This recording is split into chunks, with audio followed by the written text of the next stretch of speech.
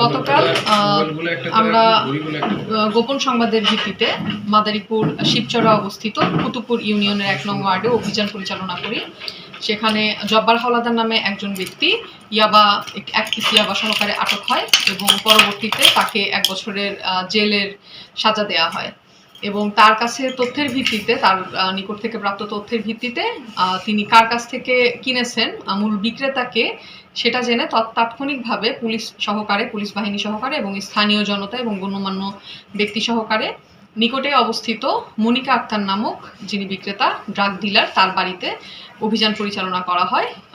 আইনশৃঙ্খলা বাহিনী এবং আমাদের যাবার সংবাদ শুনে তিনি তাৎক্ষণিক ঘটনাস্থল থেকে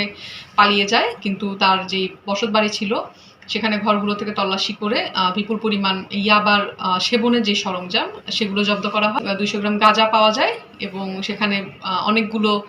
ফোন এবং হাত ঘড়ি এবং নগদ প্রায় ৩০,০০০ টাকা পাওয়া যায়।